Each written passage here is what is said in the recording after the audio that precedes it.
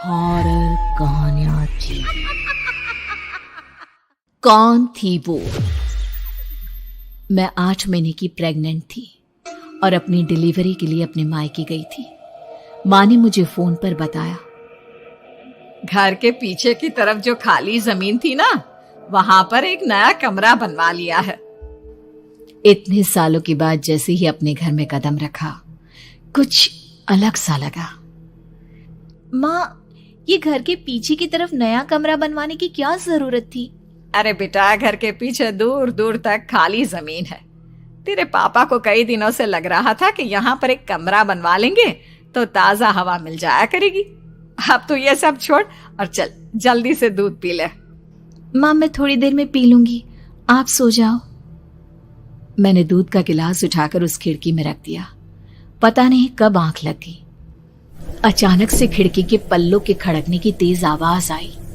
दूध का गिलास धड़ाम से जमीन पर आ गिरा। जमीन पर गिरते ही दूध का रंग लाल हो चुका था। मैंने खिड़की से झांक कर बाहर देखा। चारों तरफ धूप अंधेरा था।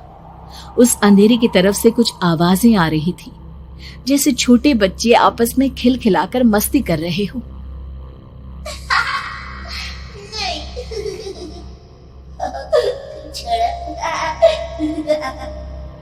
इतनी रात को इतने घनघोर अंधेरे में बच्चों की आवाज कैसे आ रही है? घड़ी में वक्त देखा तो ठीक 12 बजे थे। देखकर मैं सन्न रह गई। बुरी आत्माओं और भूतों की कई कहानियां मैं सुन चुकी थी। वक्त भी कुछ ऐसा ही था। ऊपर से मैं प्रेग्नेंट।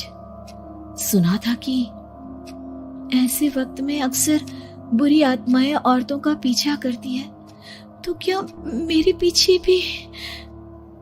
पसीने से तरबतर बड़ी मुश्किल से, जैसे कांपते हाथों से मैंने उस खिड़की को बंद किया। जल्दी से जल्दी उस कमरे से बाहर निकलकर माँ के पास जाने के बारे में सोचा, लेकिन जैसे ही दरवाजे की तरफ पलटी, लगा कोई साया हवा की स्पीड से दरवाजे के सामने से गुजर गया। मेरे गले में अटक कर रह गई।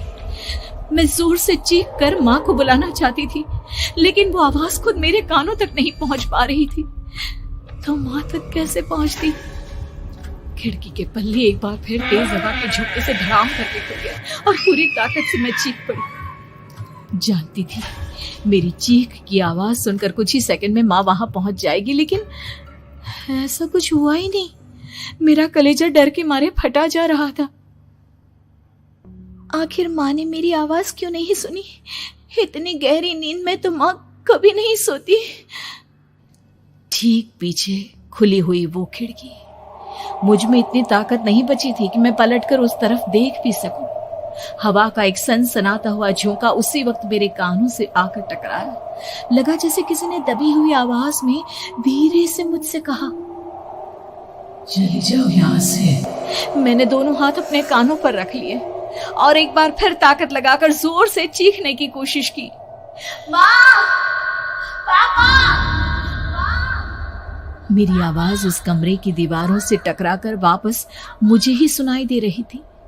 जितनी ताकत के साथ मैंने चीखने की कोशिश की थी, कुछ ही देर बाद उससे कहीं ज्यादा तेज और दर्दनाक चीख मुझे सुनाई देने लगी। ये आवाज ठीक मेरे पीछे खिड़की से आ रही थी। वो आवाज मेरे कानों में पिघलते हुए लोहे की तरह गिर रही थी। उन आवाजों में हैवानियत थी। वो आवाजें किसी इंसान की नहीं है, इतना मैं समझ चुकी थी। कांप रहे हाथों से मैंने अंधेरे में कुछ ढूंढने की कोशिश की। तभी अचानक मेरा हाथ बेड पर रखी टॉर्च पर पड़ा।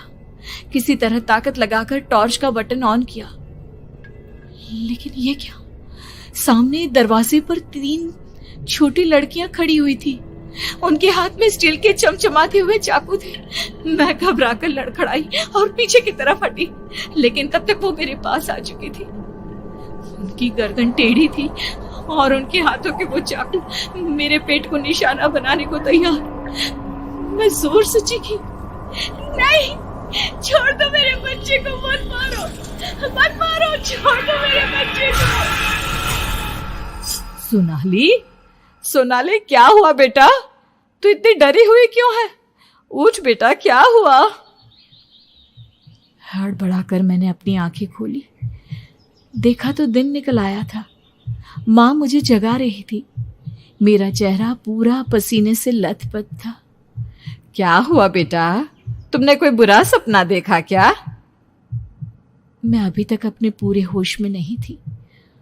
वो मेरे बच्चे को मार देगी माँ। वो लड़की मेरे बच्चे को। मैंने घबराकर अपने पेट को छुआ। सब कुछ ठीक था।